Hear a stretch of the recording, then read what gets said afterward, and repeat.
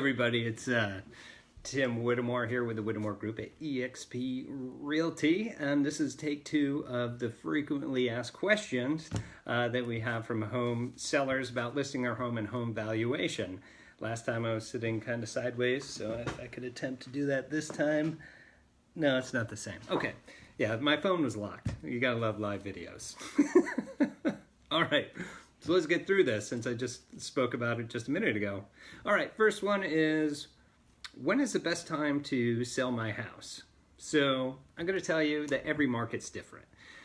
If you're living in Florida and it's always nice and sunny, that's great. If you're actually out in, say, the Northeast and it's snowing, obviously in the winter time, and these big northeasterns are coming through, maybe it's not that good of an idea. However, you can sell in any market, providing that you have the best marketing plan. Know when you're hiring a listing professional, or if you're doing it on your own, that your marketing is going to make the biggest difference. I'll give you a quick example. This time of year, if you wanted to go out and sell your house quick, I would get it all decked out in Christmas stuff like you possibly could and make it show better because they can see themselves and their family already in that house enjoying Christmas. You see how that works?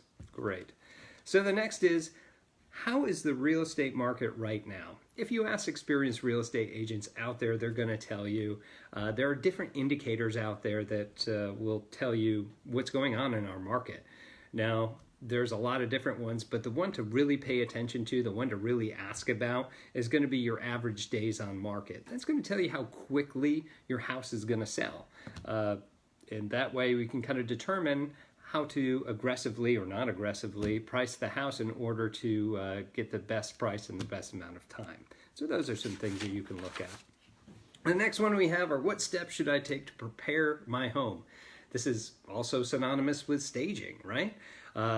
Just know before we get into this that you never get a second chance for a first impression, right? And this is no different when it comes to actually showcasing or marketing your house. So if you go through and get some pictures and it's from your cell phone versus, say, a professional photographer, that's not going to have the same effect as it would when somebody goes through and is scrolling through somebody that's listed their house at the same price that you did, that has beautiful pictures and cell phone pictures, and heck, the cat's sitting on the toilet. Yeah, I've seen it, okay?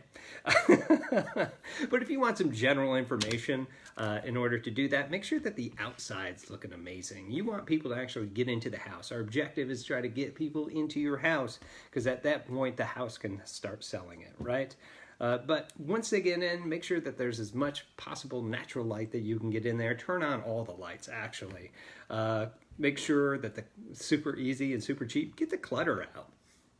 Put them in boxes. If you don't have places for boxing, put them in the garage. People expect that boxes are going to be in a garage. Even better, pack it up, put it in a storage unit, put it in a pod, whatever works for you guys.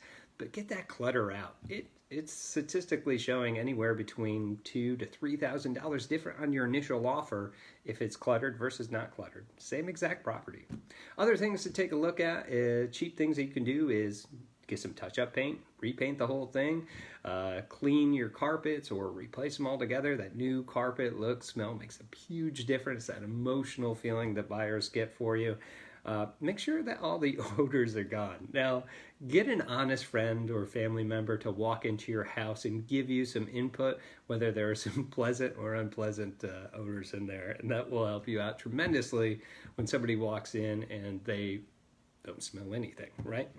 Okay, so what should I disclose to potential buyers? That's our next question. What should I disclose? Now, this is going to be, and from a legal standpoint, going to be dependent upon the state that you're selling your house. Now, any latent defects, or what we'll call material defects that you know about, you legally have to disclose. Now, there are seller's disclosure, residential disclosures, depending on your state, that you'll have to fill out.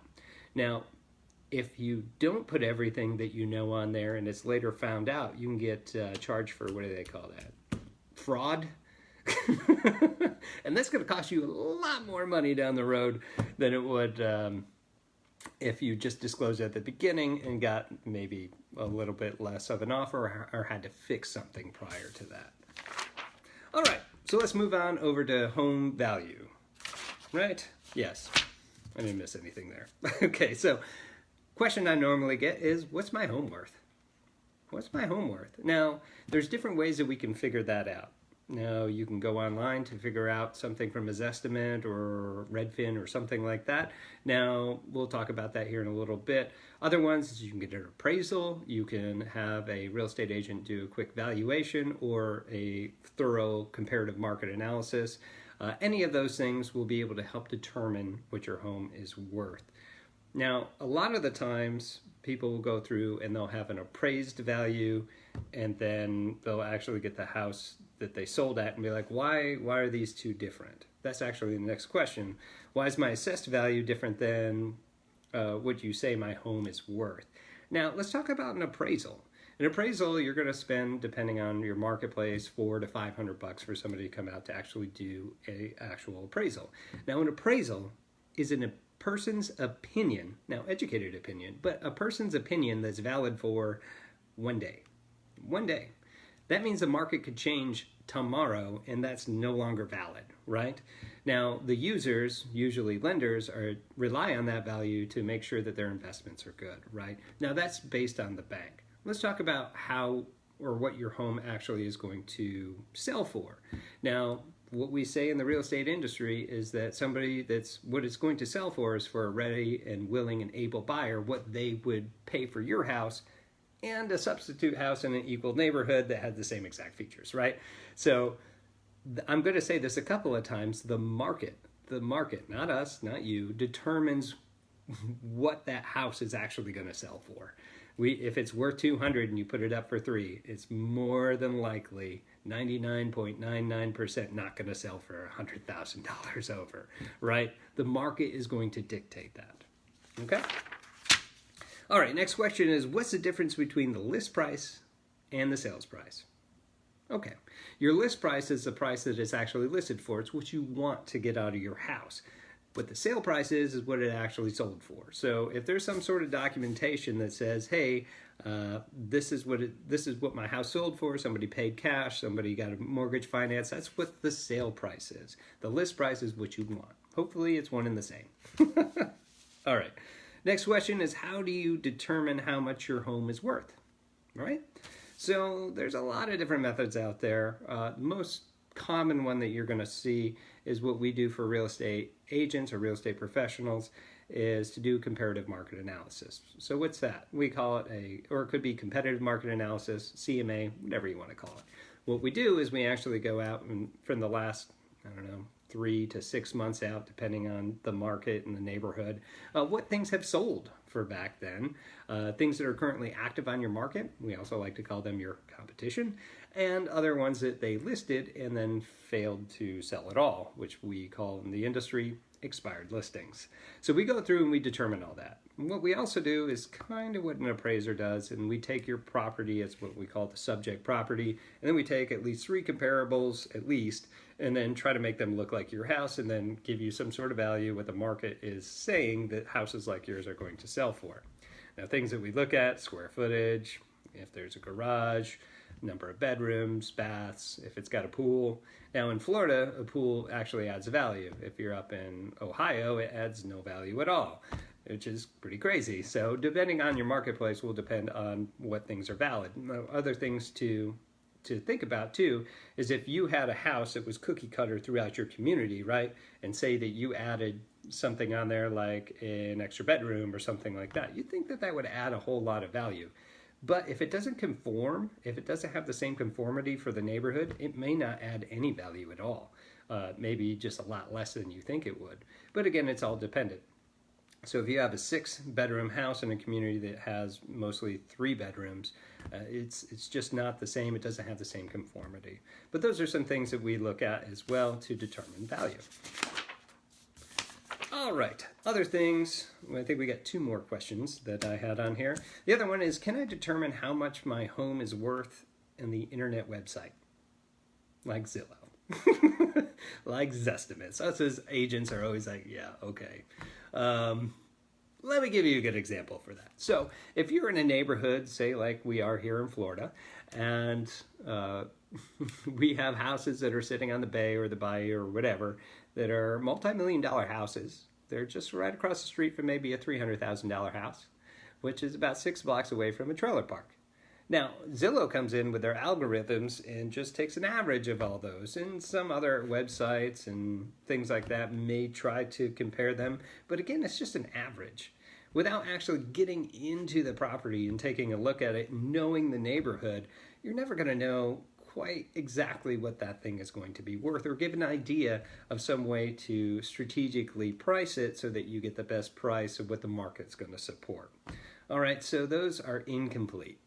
But they sometimes give you a good idea of what you can do. And of course, you can test the market on those prices.